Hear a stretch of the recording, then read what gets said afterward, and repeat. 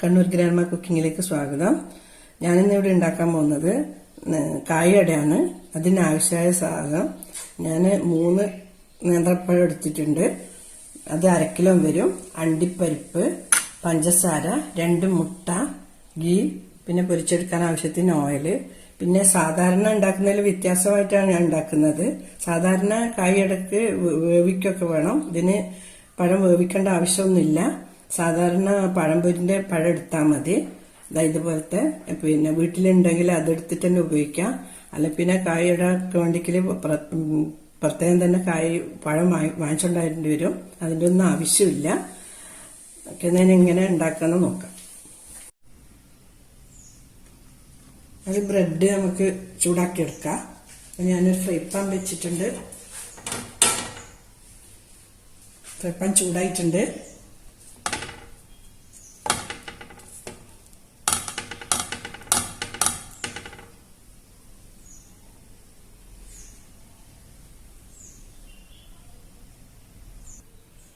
മറിച്ചിട്ട് വെക്കാം.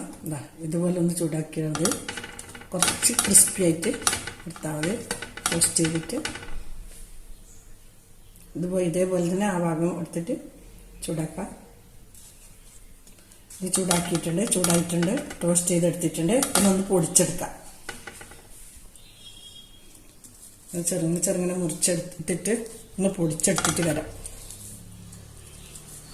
ചൂടോടെ തന്നെയാണ് മുറിച്ചിടുന്നത്. നമുക്ക് വേണമെങ്കിൽ തണിഞ്ഞിട്ട് മുറിച്ചിടാം.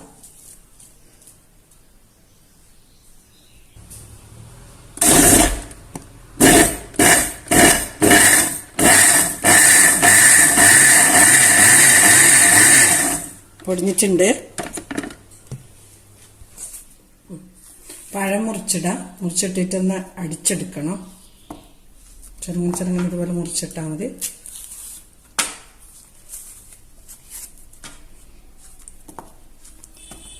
മറ്റേതാകുമ്പോൾ കുറേ മറ്റേ കായട ഉണ്ടാക്കുമ്പോൾ കുറേ ടൈം എടുക്കും. ഇതിന് ചെറിയൊരു ടൈം കൊണ്ട് തന്നെ ആക്കാം. വളരെ എളുപ്പമാണ്.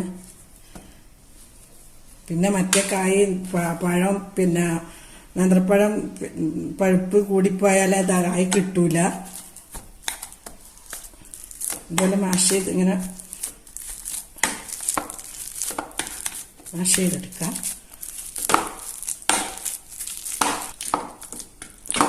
നല്ലപോലെ ഉടച്ചെടുത്തിട്ടുണ്ട്.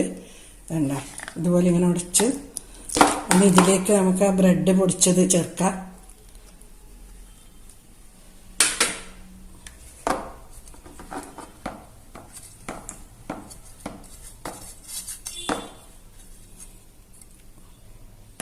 ഇത് കുഴച്ചെടുക്കാം. ഞാൻ എടുത്തിട്ടുള്ളത് ഇത് 1/2 കിലോ പഴമാണ്. ഇത് 3 ബ്രെഡ് ഇതിന് മതിയാകുന്നില്ല. ഒരു 2 ബ്രെഡും കൂടി ടോസ്റ്റ് ചെയ്ത് കൂട്ടേണ്ടി വരും.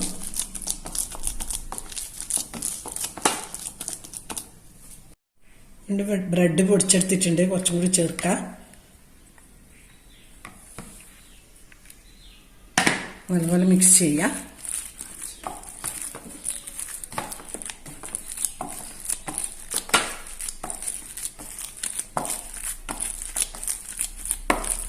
ഏകദേശം കുറച്ചും കൂടി ചേർക്കാം. അത് കുറച്ച് നല്ലപോലെ പഴുത്തത് കൊണ്ടാണ് പിന്നെ കുറച്ച് കൂടുതൽ ബ്രെഡ് ചേർക്കേണ്ടി വന്നത്. അവിടെ ചോക്കുമ്പോഴേക്കും നല്ലപോലെ നിങ്ങൾക്ക് വേണമെങ്കിൽ ഇതിൽ നല്ല മധുരം ഇഷ്ടമുള്ള ആണെങ്കിൽ കുറച്ച് പഞ്ചസാരയും ചേർക്കാം. ഞാൻ പഞ്ചസാരയൊന്നും ചേർത്തിട്ടില്ല.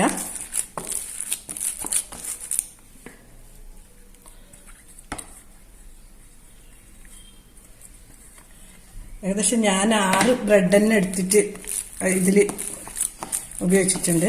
6 ബ്രെഡ് ചൂടാക്കി എടുത്തിട്ട് 6 ബ്രെഡ് പൊടിച്ച് ഇതിൽ ചേർത്തിട്ടുണ്ട്.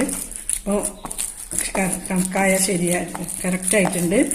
1/2 കിലോ പഴം എടുത്തത്. 1/2 കിലോ പഴത്തിന് ഞാൻ 6 ബ്രെഡ് ചേർക്കേണ്ടി വന്നിട്ടുണ്ട്. പഴുപ്പ് കുറഞ്ഞതാണെങ്കിൽ 6 വേണ്ടി വരില്ല. നല്ല പഴുത്ത് പോയതുകൊണ്ടാണ് 6 പഴം ചേർക്കേണ്ടി വന്നത്. ഇനി നമുക്ക് അടുത്ത സ്റ്റെപ്പ് നോക്കാം. മുട്ട പൊട്ടിച്ചിട്ട് കൊടുക്കുക. അതിലേക്ക് 1 ടേബിൾ സ്പൂണ് പഞ്ചസാര ഇടുന്നുണ്ട്. അത് ഞാൻ നേരത്തെ പറയാൻ മറന്നുപോയിന്. അതുപോലെ ഒന്ന് അടിച്ചു കൊടുക്കാം. പഞ്ചസാരയും മുട്ടയൊക്കെ അതുപോലെ മിക്സ് ചെയ്ത് കൊടുക്കാം. മിക്സ് ആയിട്ടുണ്ട്. അതിന് ഫ്രൈ പാൻ വെക്കാം.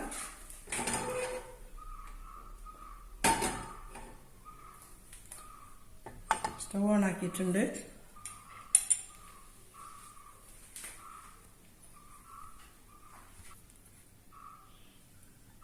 ഒരു ടീസ്പൂണ് ഗീ ഒഴിച്ചു കൊടുത്ത്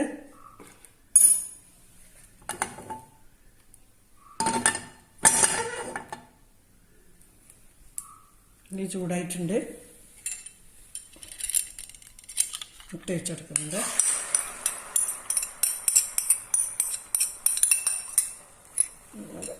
ഒരു സ്പൂൺ എടുത്തിട്ട് ഇതുപോലെ ഇങ്ങനെ മിക്സ് ചെയ്യാം.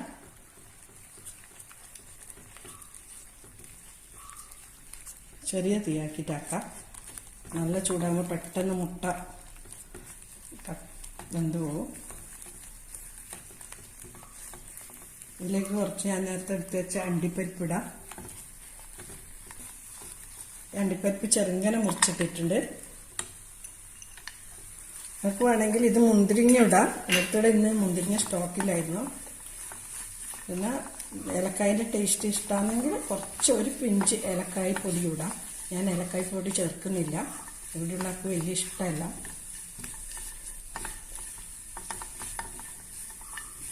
ഇത് ആയിട്ടുണ്ട്. ഇതുപോലെയാണ് ആവേണ്ടത്. ഇനി നമുക്ക് കായയുടെ ആക്കിയിട്ട് പരത്തി അതിൽ നിറച്ചു കൊടുക്കാം. കായയുടെ ഉണ്ടാക്കാം. കൈക്ക് കുറച്ച് ഓയിൽ വറ്റി കൊടുക്കാം. പറ്റിപ്പോവും. ഇതുപോലെ ബോള് ഉണ്ടാക്കി എടുക്കുക. വെള്ളം കയ്യിലിട്ട് ഇതുപോലെ നല്ല ചെറുങ്ങനെ പരത്തിയെടുത്ത്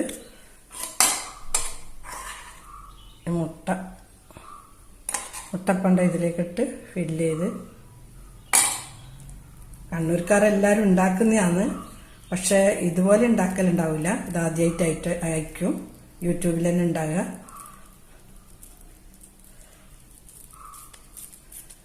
കണ്ണൂർക്കാർ ഇത് ഉന്നക്കായി എന്നും പറയും, കായട എന്നും പറയും.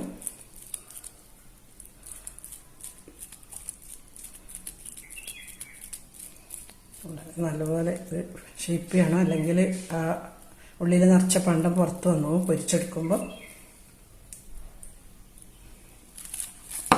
നിങ്ങൾക്ക് അഥവാ കുറച്ച് പരത്താൻ ബുദ്ധിമുട്ടാണെങ്കിൽ കുറച്ച് സമയം, ഒരു 10 മിനിറ്റ് 15 മിനിറ്റ് ഫ്രിഡ്ജിൽ വെച്ചാൽ മതി.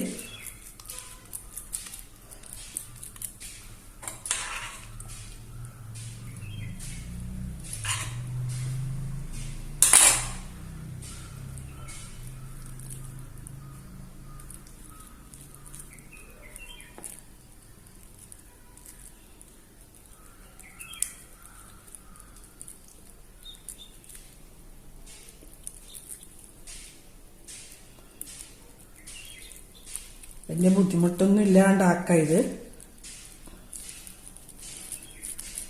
മറ്റേ പുഴുങ്ങിയിട്ടെല്ലാം ഉണ്ടാക്കുന്നതാണെങ്കിൽ അതിൻ്റെ പാകമൊക്കെ തെറ്റിപ്പോയാൽ ഭയങ്കര ബുദ്ധിമുട്ടാണ്. അത് ചിലപ്പോൾ വരവുണ്ടാവും.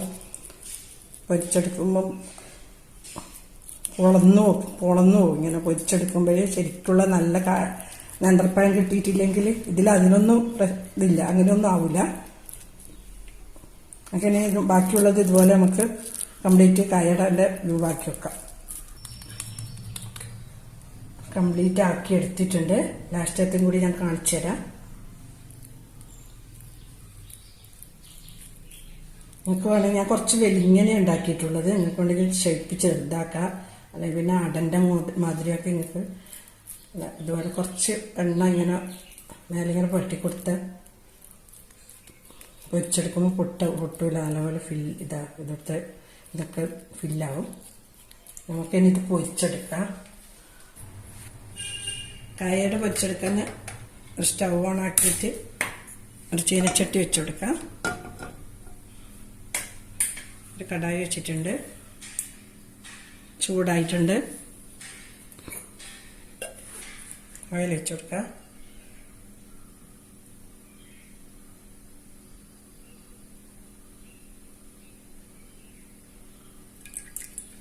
ഓയിൽ ചൂടാകട്ടെ.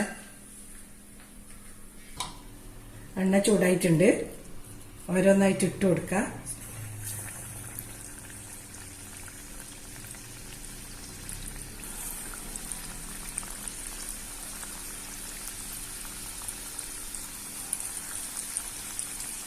അടുത്തടുത്ത് ഇട്ട് കൊടുക്കണ്ട, മറിച്ചോട്ടുമ്പോൾ അത് മുട്ടിയിട്ട് പൊട്ടിപ്പോണ്ട.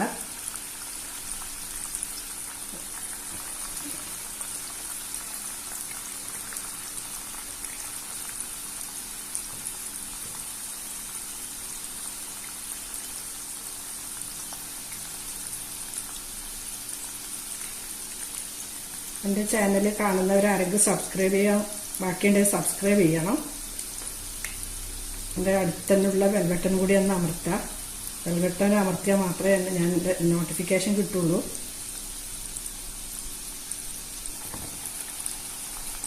മെല്ലെ മെല്ലെ ഒന്ന് അലക്കി കൊടുക്കാം.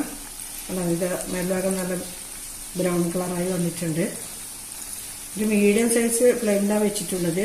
മീഡിയം ഫ്ലെയിമാണ്.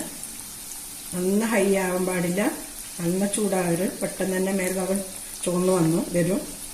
ചെറിയ ഒരു മീഡിയം സൈസ് ഫ്ലെയിമിലായാൽ നല്ലപോലെ നല്ലൊരു കായടയി വരും.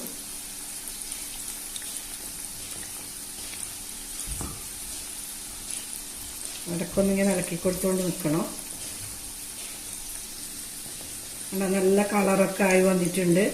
മറ്റേ പുഴുങ്ങിയിട്ടുള്ള കായടങ്ങ് കായ് നന്നായിട്ടില്ല, നേന്ത്രപ്പഴം നന്നായിട്ടില്ലെങ്കിൽ ഇങ്ങനെ നമ്മളിട്ട് പൊരിച്ചെടുക്കുമ്പോൾ ഇതിങ്ങനെ പൊളന്നിങ്ങനെ വരും. ചിലപ്പോൾ നല്ല ഒരായിരിക്കും. അപ്പോൾ ഇതായിരിക്കും ഉണ്ടാക്കുകയും ചെയ്യാം. പഴമൊക്കെ വീട്ടിൽ ബാക്കിയുണ്ടെങ്കിൽ പെട്ടെന്ന് നമുക്ക് ഉണ്ടാക്കാം. പിന്നെ നേന്ത്രപ്പഴത്തിൻ്റെ കായടിൻ്റെ പഴത്തിനായിട്ട് പോകുന്നും വേണ്ട. കടയിൽ ഒരു ഗസ്റ്റൊക്കെ പെട്ടെന്ന് വന്നില്ലെങ്കിൽ പഴം ഉണ്ടെങ്കിൽ, പഴയും മുട്ടയും വീട്ടിലുണ്ടെങ്കിൽ പെട്ടെന്ന് കായടി ഉണ്ടാക്കി കൊടുക്കാൻ പറ്റും. നല്ല ഗോൾഡൻ കളറായിട്ടുണ്ട്. ഏകദേശമായി നമുക്ക് എടുത്ത് മാറ്റാം. ഞാനൊരു കിച്ചൺ ടിഷ്യൂ വെച്ചിട്ടുണ്ട് ഓയിൽ വീഴ്ചെടുക്കാൻ വേണ്ടി.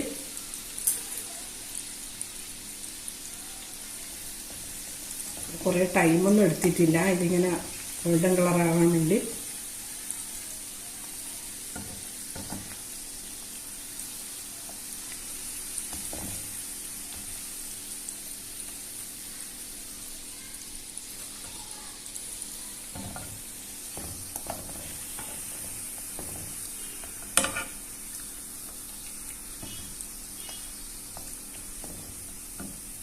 കാണാൻ നല്ല നല്ല ഭംഗിയുണ്ടല്ലോ.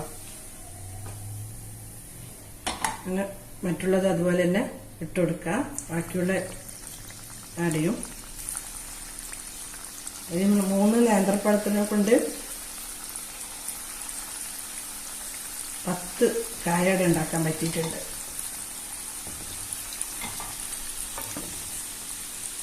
ഇത് വലിയ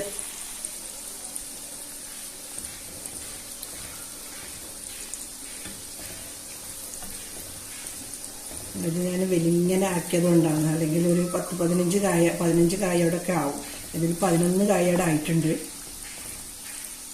എന്തായാലും നിങ്ങൾ ഉണ്ടാക്കി നോക്കണം. ആർക്കും ഉണ്ടാക്കാമല്ലോ പെട്ടെന്ന്.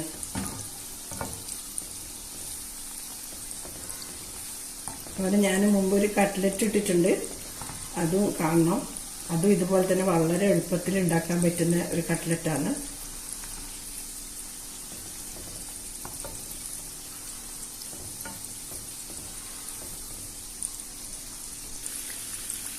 ഞാൻ ഇത് പിന്നെ എൻ്റെ സ്വന്തം ഇതിൽ ഞാൻ ഉണ്ടാക്കി നോക്കിയതാണ്. ഒന്ന് ഉണ്ടാക്കി നോക്കിയാലോ എന്ന് വിചാരിച്ച്. അപ്പം ഉണ്ടാക്കി നോക്കുമ്പോൾ നല്ല ടേസ്റ്റ് ഉണ്ട്. നല്ല ഒരു കായ അടക്കം ഒരു വ്യത്യാസമൊന്നുമില്ല. അപ്പം ഞാൻ വിചാരിച്ചു ഒന്ന് നിങ്ങൾക്ക് കാണിച്ചു തരാമെന്ന്. വളരെ പെട്ടെന്ന് ഉണ്ടാക്കാമല്ലോ. അതുകൊണ്ട് ഇപ്പോൾ പഠിക്കുന്ന കുട്ടികൾക്കൊക്കെ പെട്ടെന്ന് ഉണ്ടാക്കാമല്ലോ കായട.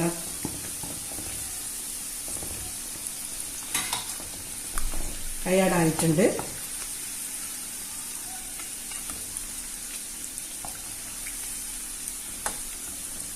അതിനകത്ത് വളരെ കുറവേ കുടിച്ചിട്ടുള്ളൂ.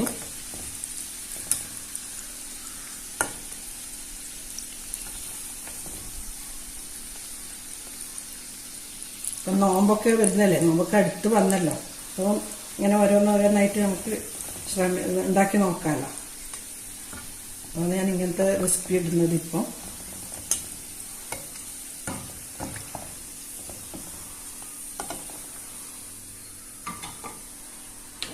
കായയുടെ അടിപൊളി കായയുടെ റെഡിയായി. എൻ്റെ കായയുടെ അല്ലെങ്കിൽ ഉന്നക്കായ റെസിപ്പി എല്ലാവർക്കും ഇഷ്ടപ്പെട്ടിട്ടുണ്ടാവുമെന്ന് വിചാരിക്കുന്നു. ഇഷ്ടപ്പെട്ടില്ലെങ്കിൽ ലൈക്ക് ചെയ്യുക, വിലപ്പെട്ട അഭിപ്രായം അറിയിക്കുക. Thank you.